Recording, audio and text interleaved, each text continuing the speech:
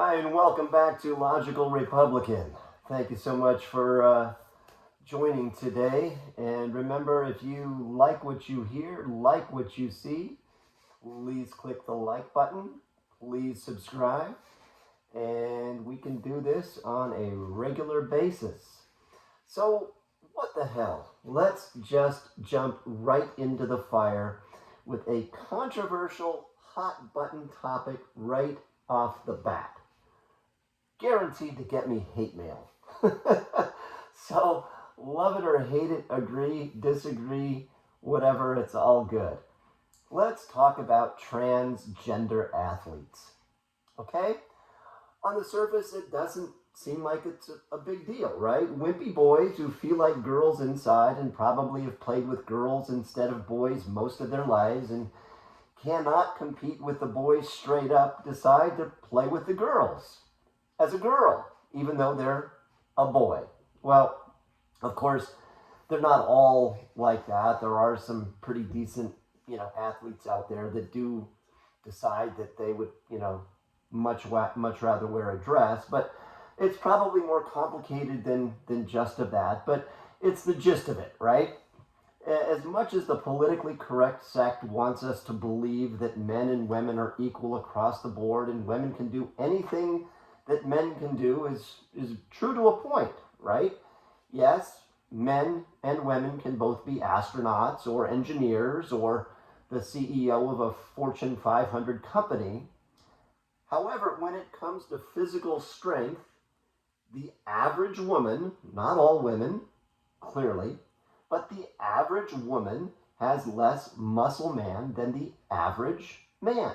It's a fact, right? What did they used to say during COVID? It's the science, stupid. Okay, it's the science, stupid. Are there some women that are stronger than men? Of course. And of course, there are some women that are faster than men.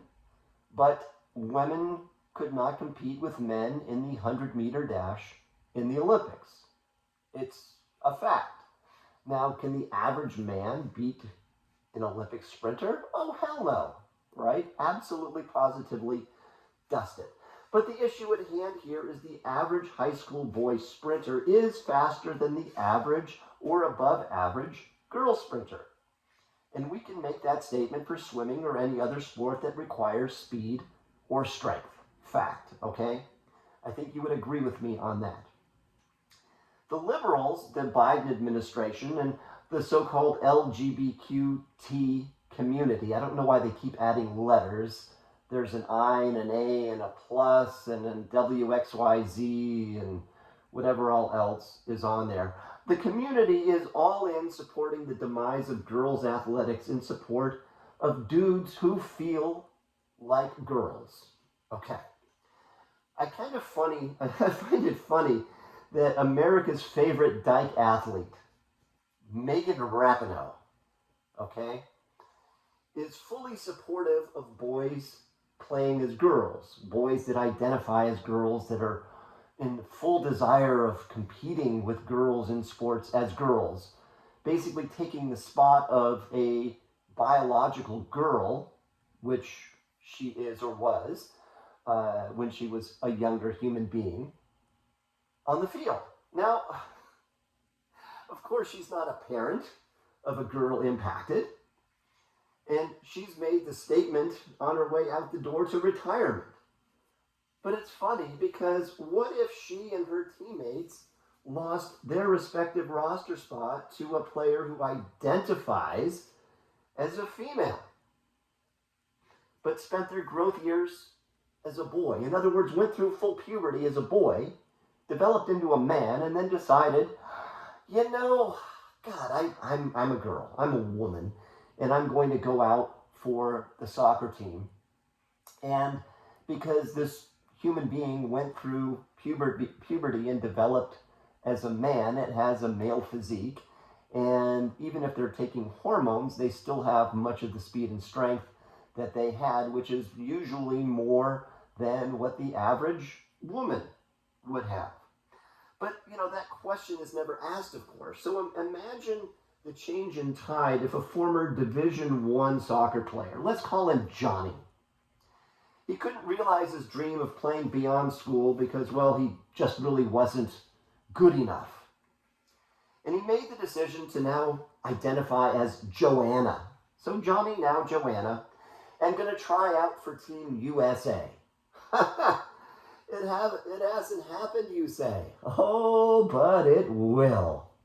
Okay, and then you say, but it's okay because Joanna is a female, despite the third leg, and should be afforded the opportunity to play even though it will displace a biologically female athlete.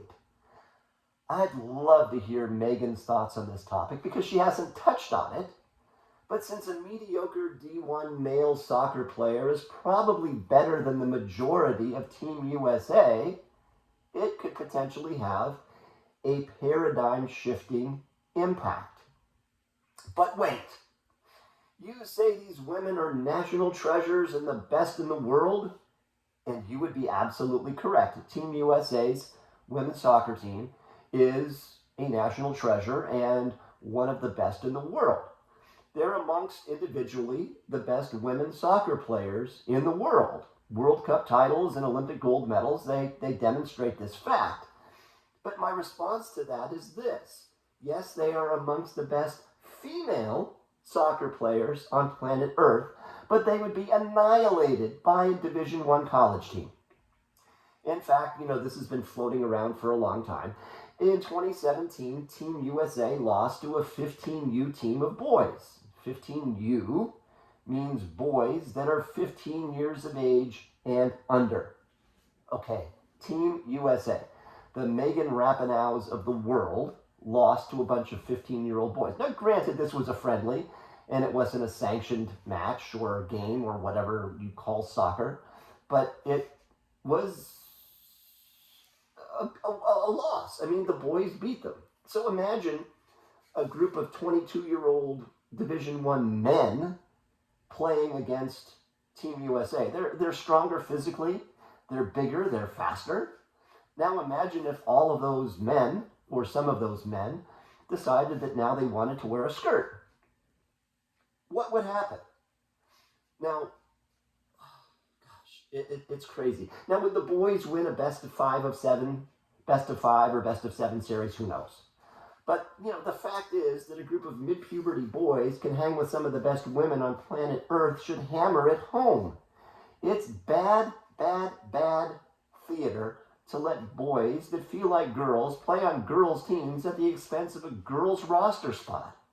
Now, anybody that has a daughter that plays sports should be able to identify with this, okay? Any girl, female, that plays competitive sports should be able to identify with this. I don't understand why the lesbians on Team USA are up in arms about why this is a thing.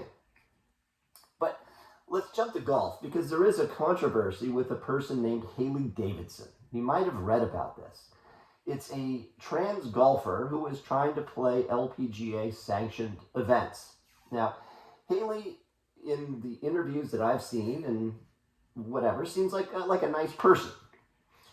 There are, however, very strong resemblances in size and appearance to Rex Ryan. So if you're a football fan, you probably know Rex Ryan is a former NFL coach. I think he played, linebacker or something like that in his playing days. But he's a big dude. Google him if you don't know who he is. Anyways, so Hailey Davidson kind of looks like a younger Rex Ryan. Huge. Hailey is big, linebacker size. Outdrives biological females in the videos that I've seen by 30 or 40 yards. That's a huge difference for anybody that plays golf. 30 or 40 yards on a tee shot shortens the golf course, enhancing birdie opportunities. Each time Hailey is in the field, when it's a limited field, she's taking a spot away from a biological female. Every time Hailey makes the cut in said tournaments, in the ones that are for money, she's taking money out of a biological female's pocket by making the cut. But golf is not about strength, you say. It's about finesse. And, you drive for show and you putt for dough. And it is true. However, you're not putting if you're not getting to the green.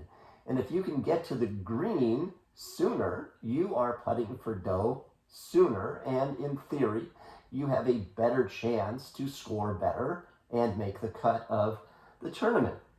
Now, here, just to illustrate this. Now, the average drive off the tee using a driver on the LPGA Tour, the best female golfers on planet Earth is roughly 250 yards, okay?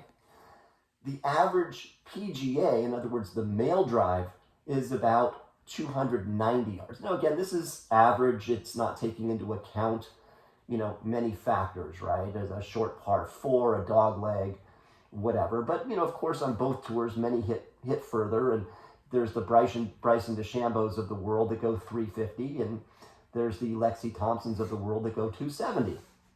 But it takes into, a lot of other factors. But I'm just saying the average, right? But on the driving range, for the sake of argument, let's say the top LPGA players off the tee is about 275. Okay, that's just on a driving range, hitting the ball straight as far as they can without really trying to place it. Now chomp on this. A really good high school boy, a really good high school boy golfer, 16 years old, still in high school, maybe a junior in high school, ranked, say, in the top 150 golfers in high school sports, will typically hit his driver over 300 yards. A high school boy outdriving the best LPGA players by 25, 30, 40 yards. A boy with less than 280 yards isn't going to get anything for college. That's just reality. I could dive into the whole Ivy League swimming controversy, and that'll be maybe, something for a later date, but that's been kind of beaten to death. But what I'm simply stating here is common sense, logical common sense, that tells you that boys and girls should not be competing for medals, trophies, and college scholarships on the same field. It should seem, logical, please.